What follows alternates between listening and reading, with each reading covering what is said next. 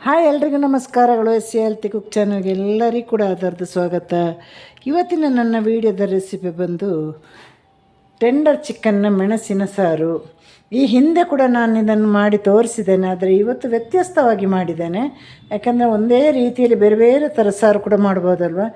ಸುಲಭವಾಗಿ ಟೇಸ್ಟಿಯಾಗಿ ಅತೀ ಬೇಗದಲ್ಲಿ ಇದನ್ನು ಹೇಗೆ ಮಾಡೋದು ಅಂತ ನಿಮಗೆ ಎಲ್ರಿಗೂ ನಾನು ಹೇಳ್ಕೊಡ್ತೇನೆ. ನಾವು ಮಾತಾಡ್ತಾ ಇದ್ದಾಗೆ ಈ ಸಾರು ಮಾಡಿ ಮುಗಿಸ್ಬೋದು, ಹಾಗೆ ನೋಡ್ದಿದ್ದಾಗೆ ಈ ಸಾರು ಮಾಡಿ ಮುಗಿಸ್ಬೋದು. ಅಷ್ಟು ಕ್ವಿಕ್ಕಾಗಿ ಹೇಗೆ ಮಾಡೋದು ಅಂತ ನಿಮ್ಗೆ ಹೇಳ್ಕೊಡ್ತೀನಿ. ಬನ್ನಿ ಹಾಗೆ ನೋಡಿ ಬರೋಣ. ಇಲ್ಲಿ ಮೆಣಸಿನ ಕರಿಗೆ ನಾನು ತಗೊಂಡಿರೋದು 1 ಕಿಲೋ ಟೆಂಡರ್ ಚಿಕನ್. ನೋಡಿ, ಈ ರೀತಿಯಾಗಿ ಚಿಕ್ಕದಾಗಿ ಕಟ್ ಮಾಡಿಕೊಂಡು ತಂದಿದ್ದೇವೆ. ವಿದ್ ಸ್ಕಿನ್ ಬೇಕು ಅದಕ್ಕೆ, ಹಾಗೆ ವಿದ್ ಸ್ಕಿನ್ನೇ ತಗೊಂಡು ಬಂದಿರೋದು. ಹಸಿ ಖಾರ ಮಾಡುವಾಗಿಲ್ಲ. 20 ಬ್ಯಾಡಗಿ ಮತ್ತು 12 ಖಾರ ಕಮ್ಮಿ ಇರುವ ಗುಂಟೂರು ತಗೊಂಡಿದ್ದೇನೆ. ಧನಿಯಾ ಬೀಜನ ಕೂಡ ಎಣ್ಣೆಯಲ್ಲಿ ಹುರಿದು ತಂದಿದ್ದು. ಇದು 3 ಬ್ಯಾಡಗಿ, ಗುಂಟೂರು, ಧನಿಯಾ ಬೀಜ ಕೂಡ ಎಣ್ಣೆಯಲ್ಲಿ ಹುರಿದು ಇಟ್ಟಿರೋದು. ಈಗ ಇಷ್ಟು ಹುಣಸೆಹಣ್ಣು, ಸ್ವಲ್ಪ ಒಂದು ಸಣ್ಣ ನಿಂಬೆ ಅರ್ಧ ಭಾಗ, ಟೊಮೆಟೊ ಎಲ್ಲ ಹಾಕಲಿಕ್ಕಿದೆ, ಹಾಗಾಗಿ ಮಾಮೂಲಿ ನೀರು ಹಾಕಿ ರುಬ್ಕೊಂಡು ಬರಬೇಕೀಗ. ಫೈನ್ ಪೇಸ್ಟಾಗಿ ರುಬ್ಬಿ ಬರಬೇಕು. ಸ್ವಲ್ಪ ನೀರು ಮತ್ತು 1 ಸ್ಪೂನಷ್ಟು ಅರಿಶಿನ ಪುಡಿ ಹಾಕಿ ಚೆನ್ನಾಗಿ ನೈಸಾಗಿ ರುಬ್ಬಬೇಕು. ಇವೆಲ್ಲವೂ ಅರ್ಧ ಗಂಟೆಯಲ್ಲಿ ಮುಗಿಸುವಂತಹ ಈಸಿ ಸಾರು ಇದು. ಮತ್ತು ಎಲ್ಲರಿಗೂ ಗೊತ್ತಲ್ವ ಟೆಂಡರ್ ಚಿಕನ್ ಬೇಗ ಬೇಯುತ್ತೆ ಅಂತ. 1 ಸ್ಪೂನಷ್ಟು ಅರಿಶಿನ ಪುಡಿ. ಚಿಕನಿಗೆ ಮಸಾಲೆ ರುಬ್ಬಿದ್ದಾಯಿತು. ಇನ್ನು ಹಸಿಮೆಣಸಿನಕಾಯಿ ಎಲ್ಲ ಕಟ್ ಮಾಡ್ಕೊಂಡು ಬರುವ. ದೊಡ್ಡ 1 ಈರುಳ್ಳಿ, 5 ಹಸಿಮೆಣಸಿನಕಾಯಿ, 2 ಚಿಕ್ಕ ಟೊಮೆಟೊವನ್ನು ಈಗ ನಾನು ಕಟ್ ಮಾಡಿ ಹಾಕಿದ್ದೇನೆ. ಇನ್ನು ಸಾರು ಹೇಗೆ ಮಾಡೋದು ಅಂತ ನಾವು ನೋಡಿ ಬರೋಣ. ಮೆಣಸಿನ ಸಾರಲ್ವಾ, 2.5 ಸ್ಪೂನಷ್ಟು ಎಣ್ಣೆ ಹಾಕುವ. ನಾನಿಲ್ಲಿ ಕೊಬ್ಬರಿ ಎಣ್ಣೆ ತಗೊಂಡದ್ದು, ನಿಮಗೆ ಬೇಕಾದ ಎಣ್ಣೆಯನ್ನು ತಗೊಳ್ಳಿ. ಎಣ್ಣೆ ಕೂಡ ಚಂದವಾಗಿ ಬಿಸಿಯಾಗಬೇಕು. ಈ ಕತ್ತರಿಸಿರುವ ಈರುಳ್ಳಿ, ಹಸಿಮೆಣಸಿನಕಾಯಿ, ಟೊಮೆಟೊವನ್ನು ಒಟ್ಟಿಗೆ ಹಾಕುವ.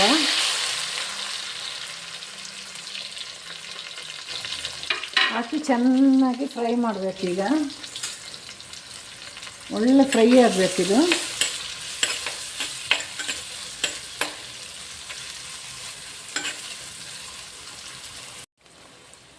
ಈ ಮೆಣಸಿನ ಸಾರು 2 ಥರ ಮಾಡ್ಬೋದು. ಮೊದಲೇ ಈ ಫ್ರೈ ಆದ ಈರುಳ್ಳಿಗೆ ಚಿಕನ್ ಹಾಕಿ ಚಿಕನ್ನ ಫ್ರೈ ಮಾಡಿ ಮತ್ತೆ ಮೆಣಸಿನ ಮಸಾಲೆ ಹಾಕ್ಬೋದು, ಅಥವಾ ಈರುಳ್ಳಿಗೆ ಮೆಣಸಿನ ಮಸಾಲೆ ಹಾಕಿ ಇದರ ಹಸಿ ವಾಸನೆ ಹೋದ್ಮೇಲೆ ಚಿಕನ್ ಹಾಕ್ಬೋದು. 2 ರೀತಿಯಲ್ಲಿ ಕೂಡ ಮಾಡಿದರೆ ಚೆನ್ನಾಗಿರುತ್ತೆ. ಅದಕ್ಕೆ ನೀರು ಕೂಡ ಸೇರಿಸುವ. ಈಗ 1.5 ಅಥವಾ 1/4 ಸ್ಪೂನ್ ಉಪ್ಪು ಹಾಕಿ ಇದರ ಹಸಿ ವಾಸನೆ ಹೋಗುವ ತನಕ ಕುದಿಸಬೇಕು.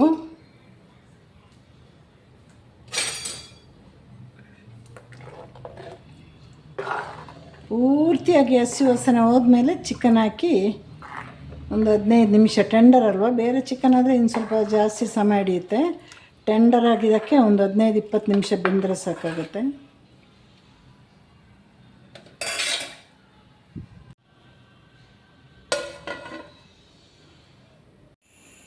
ಸಾರು ಕುದೀತಾ ಇದೆಯಾ ಅಂತ ನೋಡುವ.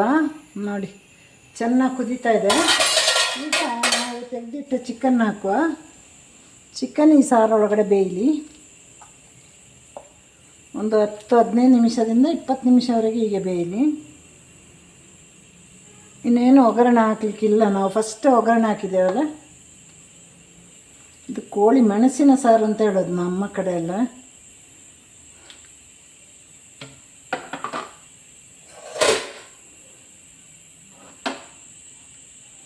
ಈಗ ಇದನ್ನು ಮುಕ್ಕಾಲು ಮುಚ್ಚಿಟ್ಟು ಬೇಯಿಸುವ.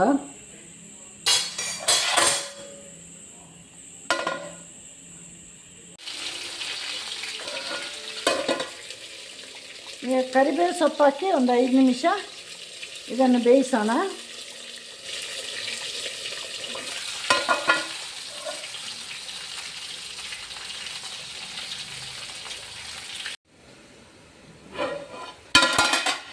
ಈಗ ನಮ್ಮ ಸಾರು ರೆಡಿ ಆಯಿತು ನೋಡಿ. ಈಗ ಹಾಗೆ ಸ್ಟವ್ನ ಕೂಡ ಆಫ್ ಮಾಡುವ.